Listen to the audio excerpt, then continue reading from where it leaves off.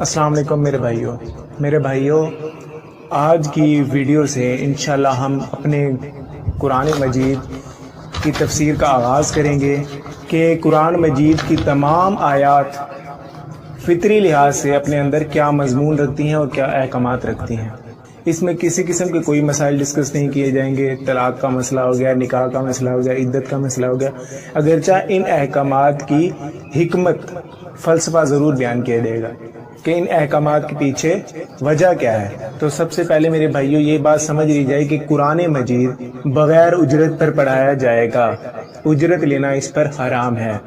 जिस तरह सही बुखारी की हदीस है कि नबी सल्लल्लाहु अलैहि वसल्लम ने फरमाया कि तुम में से बेहतरीन है वो शख्स, तुम में से बेहतर है वो शख्स जो कुरान मजीद का इल्म हासिल करे और दूसरों तक इसके इल्म को मुंतकिल करे। अब इल्म को मुंतकिल करने में बाद लोग उजरत वसूल करते हैं। आया क्या ये हलाल है?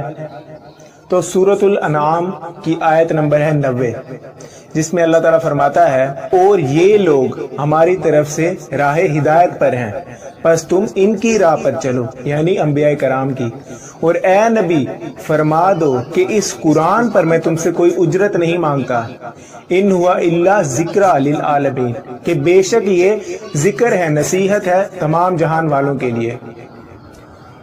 तो इस पर बाद लोगों ने मुझे ये एतराज़ पेश किया कि यहाँ पर कुरान मजीद का लफ्ज़ तो है ही नहीं अरबी में। तो मेरे भाइयों, अगर इसका कॉन्टेक्स्ट देखा जाए तो पहले हिदायत की बात हुई है, बाद में कहा है अल्लाह ने कि ये जिक्र है तमाम जहानों के लिए। आया हिदायत और जिक्र, नसीहत, क्या ये कुरान मजीद नहीं है? अगर यहाँ से जो जिक्र का मायने आया है वहाँ पर कुरान मजीद का लफ्ज़ लेना सही नहीं है, तो सूरतुल हिज्र की आयत नंबर 9 में जो कि अल्लाह ताला ने फरमाया कि इन्ना नहनु नज़्ज़लना ज़िक्रा व इन्ना लहू लहाफ़िज़ून, कि बेशक हमने इस जिक्र को नाजिल किया और हम इसकी हिफाजत करने वाले हैं। तो आया यहाँ पर जिक्र का मायने कुरान मजीद लेना कहाँ से सही हो गया? अगर यहाँ पर जिक्र का मायने कुरान मजीद लेना दुरुस्त है तो वहाँ पर भी जिक्र का मायने कुरान मजीद लेना बिल्कुल दुरुस्त है। तो लिहाजा कुरान मजीद पर कोई उजरत नहीं ली जाएगी। ये नबी अलैहिस्सलाम को अल्लाह ताला का हुक्म है कि कुरान मजीद पर आपने इनसे कोई उजरत वसूल नहीं करनी। तो मेरे भाइयों, कुरान मजीद की तफसीर का आगाज़ करते हैं। तो आज का जो मेरा उन्वान है वो ये है कि सूरतुल फातिहा कुरान मजीद की जामे दावत है।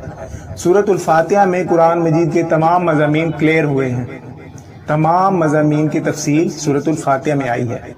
इंशाल्लाह मैं अपनी तरफ से बिल्कुल पूरी कोशिश करूँगा कि इसके एक एक लफ्ज़ को बिल्कुल खोल कर बयान करूँ। तो सबसे पहले आऊज़ु बिल्लाहि मिनश शैतानिर रजीम हम पढ़ते हैं। आऊज़ु कि मैं पनाह मांगता हूँ, कि मैं बचना चाहता हूँ, कि मैं छुपना चाहता हूँ।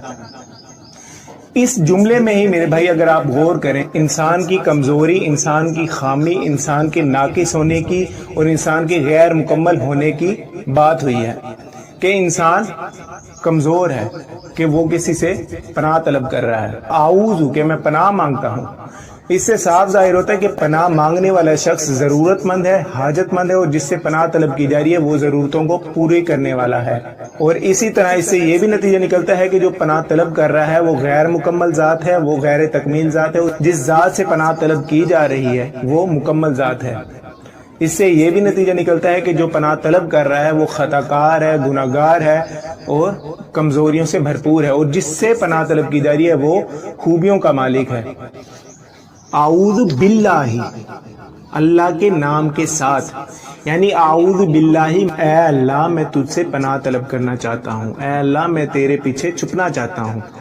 ये बात जाहिर करती है कि एक मोहताज अपनी मोहताजी को दूर करने के लिए उस मोहताजी को दूर करने वाली ज़ात से पनाह तलब करना चाहता है, और वो मुकम्मल ज़ात है और वो इंसान की मदद करने वाली ज़ात है हर एतबार से।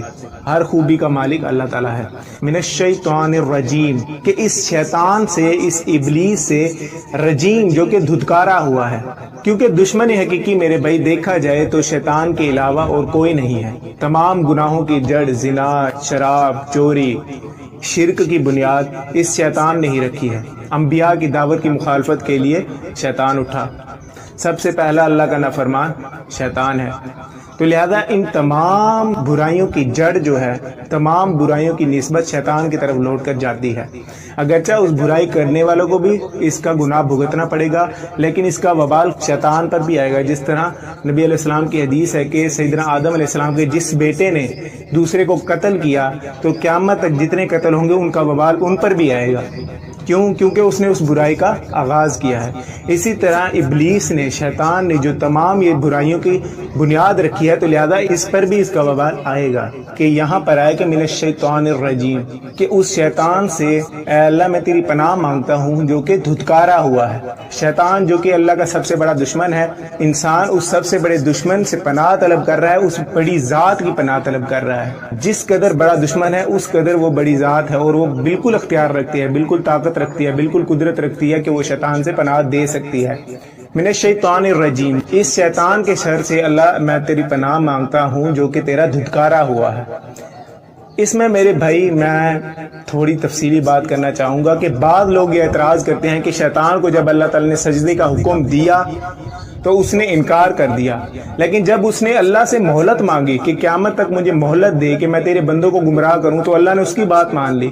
اگر اس عقیدے کے ساتھ اس بات کو مانا جائے کہ اللہ نے شیطان کی بات مانی، تو نعوذ باللہ یہ کفر ہے کہ اللہ نے شیطان کی بات مانی، شیطان نے اللہ کی بات نہیں مانی۔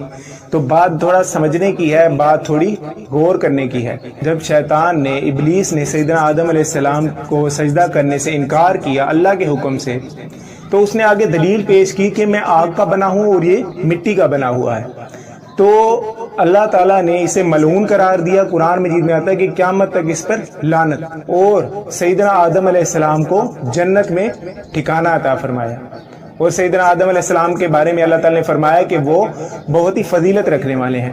تو شیطان نے، ابلیس نے اللہ سے یہ گفتگو کی، یہ چیلنج کیا ایک قسم کا کہ جب آپ اس کو فضیلت دے رہے ہیں آدم علیہ السلام کو کہ آیا وہ فضیلت والا ہے اور میں فضیلت والا نہیں ہوں، تو مجھے بھی ایک موقع دیا جائے کہ میں ان کو اور ان کی نسل کو گمراہ کرنے کا اختیار رکھوں، کہ آیا پھر پتہ چلے گا کہ یہ فضیلت کا حامل ہے یا نہیں، کہ مجھے پورا اختیار دیا جائے کہ میں ان کو ورگلاؤں، ان کو وسوسے ڈالوں، کہ پھر پتہ چلے کہ یہ آپ کا فرما بردار ہے یا نہیں۔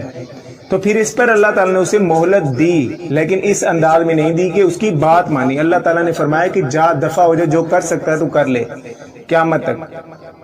یہ ایسے ہی ہے جیسے میں آپ کو ایک مثال دیتا ہوں کہ جیسے کوئی شخص کسی دوسرے کے پاس جا کر کہتا ہے کہ میں تیری یہ باتیں جا کے تیرے اس فلانے دوست کو بتاؤں گا اور اسے تیرے خلاف بھڑکاؤں گا، اور وہ آگے سے کہ جا دفع ہو، جو کرتا ہے کر لے۔ اس کا مطلب ہرگز نہیں ہے کہ اللہ نے ان کی بات مانی۔ ماننا اور ہوتا ہے، اور اللہ تعالیٰ نے ان کا چیلنج قبول کیا۔ آیا ابلیس کی بات اپنی جگہ بالکل درست ہے کہ آیا اس کو فضیلت کا حامل قرار دیا جا رہا ہے اور مجھے ملعون قرار دیا جا رہا ہے، تو مجھے یہ اختیار دیا جائے کہ میں اس کو وسوسوں کا شکار کروں، کہ آیا پھر پتہ چلے کہ آپ کا فرما بردار ہے یا نافرمان ہے۔ اگر اللہ تعالیٰ سے اس نے مطالبہ کیا تو یہ اپنی جگہ بالکل مطالبہ صحیح ہے۔ ایک شخص پر یہ کہا جا رہا ہے کہ وہ فضیلت کا حامل ہے، لیکن اس کا ٹیسٹ ہی نہیں کیا جا رہا ہے، اس کی آزمائش ہی نہیں کی جا رہی۔ تو ابلیس نے کہا کہ مجھے اختیار دو، میں اس کو آزمائشوں میں مبتلا کروں، کہ آیا پھر پتہ چلے کہ تیرا فرما بردار ہے یا نہیں۔ تو اللہ تعالیٰ اپنی صفت عدل سے اللہ تعالیٰ نے اسے اجازت دی۔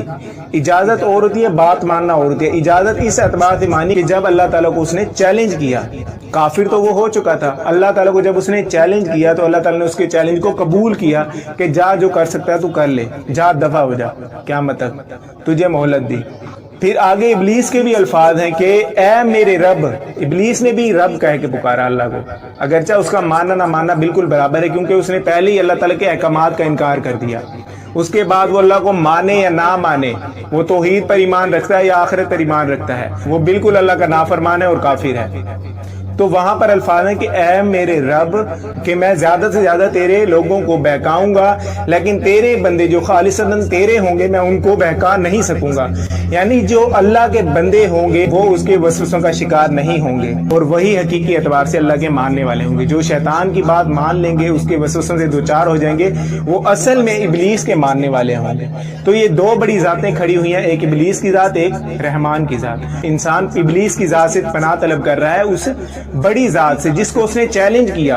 ابلیس بھی اپنی دعوت پیش کرتا ہے انسان پر, رحمان بھی دعوت پیش کرتا ہے انبیاء کے ذریعے, قرآن کے ذریعے, لیکن یہ انسان پر ڈیپینڈ کرتا ہے کہ وہ اختیار رکھتا ہے کہ وہ ابلیس کی دعوت پر لبیک کہے یا اللہ کی دعوت پر لبیک کہے. اگر وہ ابلیس کی دعوت پر لبیک کہے گا تو اللہ تعالیٰ سے اس کا کوئی تعلق نہیں, وہ اللہ تعالیٰ کا بندہ ہی نہیں ہے.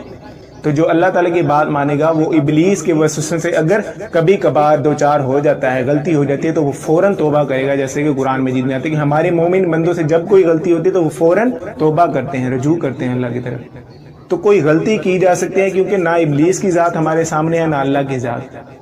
تو لہذا وسوسوں سے دوچار ہونا, غلطی کرنا, یہ بڑی بات نہیں ہے. غلطی انسان سے ہو جاتی ہے. حضرت آدم علیہ السلام سے بھی غلطی ہوئی, ابلیس سے بھی غلطی ہوئی. ابلیس نے اپنی غلطی ماننے کی بجائے اس غلطی پر اس نے تکبر کا اظہار کیا, تو اس وجہ سے وہ ابلیس ملعون قرار ہوا. جبکہ آدم علیہ السلام نے غلطی کی تو اس پر ندامت دکھائی, اس پر پشیمانی دکھائی, اور اللہ کے ہاں یہ دعا کرتے رہے کہ اے اللہ میں اپنی جان پر خود ظلم کرنے والا تھا. تو انہوں نے اپنی غلطی مان لی اور اللہ تعالیٰ کے ہاں وہ بڑی فضیلت پا گئے. تو غلطی کرنا یہ بڑی بات نہیں ہے, غلطی کو غلطی مان لینا یہ سیدنا آدم علیہ السلام کی سنت ہے. اور غلطی پر تکبر کرنا, غلطی پر ڈٹ جانا, غلطی نہ ماننا, یہ ابلیس کی سنت ہے. تو میرے بھائیوں آپ سے درخواست ہے کہ آپ میرے لیے بھی دعا کریں, اپنے لیے بھی دعا کریں کہ اللہ تعالیٰ ہمیں قرآن مجید کا حقیقی مفہوم سمجھانے کی توفیق دے. آمین. جزاک اللہ.